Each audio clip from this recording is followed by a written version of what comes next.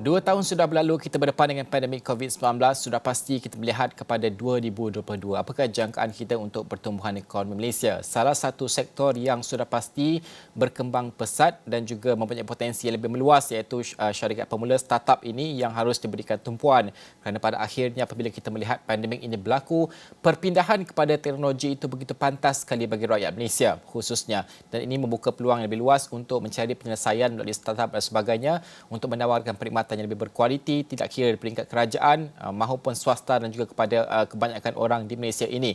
Itu yang saya bincangkan. Apakah jangkaannya 2022? Saya nak bersama dengan Rafiza Ghazali iaitu Ketua Pegawai Eksekutif Cradle Fund yang bersedia pada ketika ini. Assalamualaikum Rafiza, selamat pagi. Terima kasih kerana bersama kami pada jam ini. Pertama sekali kalau kita melihat kepada 2 tahun sudah kita berdepan dengan pandemik COVID-19. Untuk memasuki tahun ketiga ini, kita sudah pun memahami banyak tentang COVID-19 ini. Untuk syarikat juga bersiap siaga dan sebagainya. Namun sudah pasti kita melihat bahawa keadaan pandemik ini menjejaskan syarikat pemula, startup kita. Mungkin boleh kongsikan apakah trend startup di Malaysia sepanjang tahun ini 2021 dan adakah usaha pemulihan kita cukup memberikan tumpuan kepada sektor startup ini? Waalaikumsalam Najib, dan terima kasih sekali lagi saya di Astro Awani dan jemput saya sekali lagi ya. Untuk soalan tadi itu, sebagaimana kita semua tahu, Cradle Fund adalah sebuah agensi di bawah Kementerian Sains, Teknologi dan Inovasi ataupun MOSTI. Dan Cradle Fund berperanan untuk menyediakan pembiayaan grant dan sokongan perniagaan kepada syarikat pemula peringkat awal atau lebih dikenali sebagai early stage startups. Sejak dibuat pada tahun 2003, Cradle telah membiayai serta menyokong lebih dari 1,000 syarikat startup Malaysia. Dan pembiayaan yang disediakan oleh Cradle Fund adalah bertujuan untuk membangunkan teknologi dan juga meningkatkan potensi syarikat tersebut untuk dikembangkan ke peringkat yang lebih tinggi. Kita lihat semenjak negara melaksanakan Perintah Kawalan Pergerakan, sebahagian besar syarikat-syarikat startup terjejas dan mereka mengalami kerugian yang besar. Dan ada juga yang terpaksa ditutup dan ramai juga yang kami lihat terpaksa menutup operasi mereka. Walau bagaimanapun, terdapat juga sebilangan syarikat startup yang masih ada dan malah mereka lebih maju pada masa dalam tempoh pandemik ini. Jadi bagaimana kita lihat, kita study syarikat-syarikat tersebut yang boleh berdaya tahan semasa tempoh pandemik ini. Melalui tinjauan yang dilakukan oleh Cradle Fund, kami lakukan tinjauan survey pada bulan 6 tahun ini.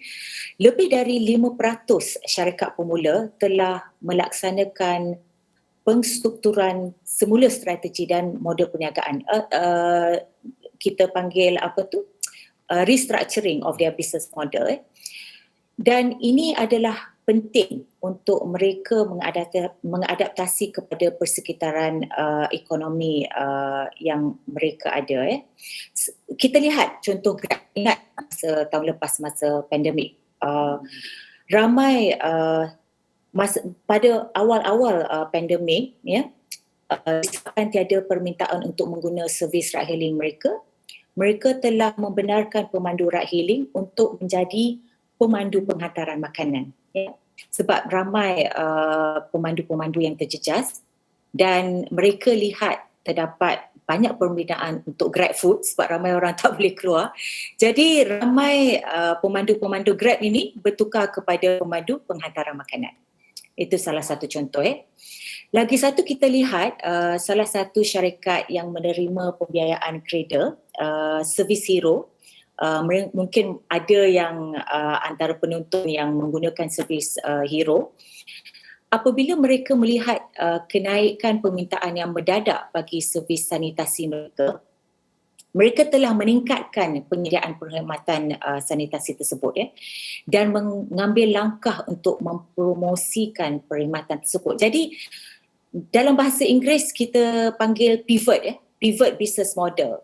Dan kita lihat syarikat-syarikat yang berdaya tahan, mereka boleh look forward, mereka boleh berfikir ke hadapan dan mengambil langkah yang serta-merta untuk memastikan perniagaan mereka boleh disambungkan. Mereka tak tunggu buat komiti, meeting tu semua. Mereka lihat aja, okey, ada kesan, mereka membuat keputusan dengan secepat yang mungkin. Ini memastikan mereka preserve pendapatan mereka, dan ini akan menyebabkan mereka boleh mengurangkan kerugian. Lagi satu, kita lihat selain daripada menyesuaikan model perniagaan, antara langkah yang kami lihat yang berjaya kepada usahawan untuk mengatasi cabaran ialah pengurangan kos operasi agar dapat menampung kos asas. Dalam bahasa Inggeris kita panggil runway. Jadi berapa lama mereka boleh menampung kos apabila pendapatan mereka terjejas. Dan ini adalah amat penting. Jadi kebanyakannya mereka apabila membuat keputusan tu, mereka tidak boleh membuat keputusan sendiri. Segala keputusan adalah secara komersial. Dan ini adalah amat penting, dan kami lihat dari segi pengusaha itu, mereka membuat keputusan dengan pemikiran yang matang, dan mereka very strong in terms of resiliency. Jadi kita lihat kebanyakan mula yang berjaya mengatasi cabaran ini adalah mempunyai ciri-ciri yang telah saya terangkan tadi. Okey. Untuk tahun 2022, apakah mula trend? Itu kita melihat 2021. 2022, apakah trend yang dijangkakan? Dan yang paling penting, untuk syarikat startup baru ini, kalau nak memula tahun depan dan sebagainya, daya tahan itu, bagaimana kita bina daya tahan mereka? Okey, kita lihat walaupun kerajaan telah membuat pelbagai insentif untuk merancangkan pemulihan ekonomi, tetapi kita tahu it's still going to be very very challenging for 2022 dan mungkin Najib tahu pada bulan Februari tahun ini kerajaan telah melancarkan Digital Economy Blueprint, iaitu rangka tindakan ekonomi digital, dan ia bertujuan untuk meningkatkan ekosistem digital negara. Kita lihat semasa PKP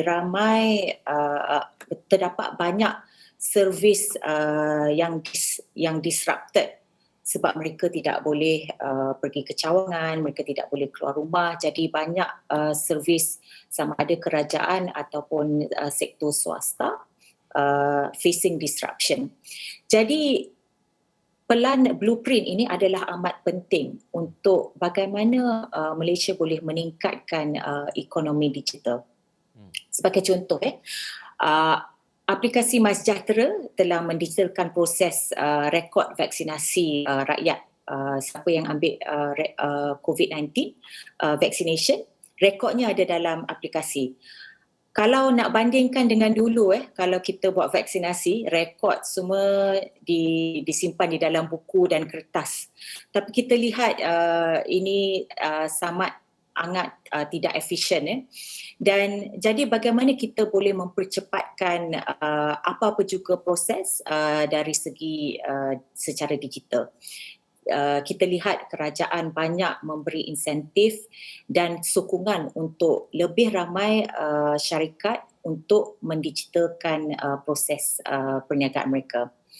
Lagi satu contoh, kalau nak bandingkan 5 tahun lepas, hampir banyak transaksi perbankan perlu dibuat di cawangan. Tetapi kalau kita lihat,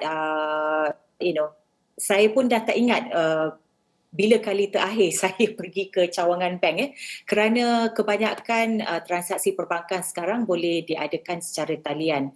Jadi itu adalah salah satu trend yang terdekat. Apa lagi proses terutama apa yang kita alami dari segi keharian kehidupan yang yang boleh ditukar kepada cara digital. Ya, sebab kita masih ada banyak jurang ya yang perlu diisi bagi mencapai sasaran yang ditetapkan. Jadi kita lihat dan Cradle juga akan memberi what you call priority kepada syarikat-syarikat untuk meningkatkan proses pendigitalan. Banyak lagi lah. Jadi saya lihat trend yang terdekat untuk 2022 adalah untuk menggalakkan lebih syarikat untuk mengadaptasi ke arah digital.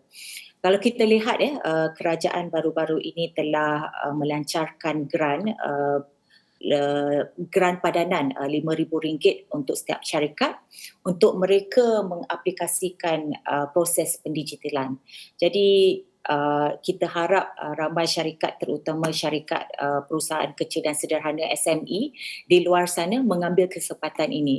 Ia mungkin tidak senang dan kita faham mungkin akan mengalami sedikit disruption pada waktu terdekat, tetapi in the long run it's good for everyone. Okey. Rafiza Ghazali, terima kasih kerana meluangkan masa bersama kami. Itu saja masa yang kita ada. Ketua Pegawai Eksekutif Cradle Fund. Kita membincangkan topik yang cukup penting untuk startup syarikat pemula di Malaysia untuk melihat kepada tahun 2022. Baik, kita akan berhenti seketika. Kita akan kembali selepas ini.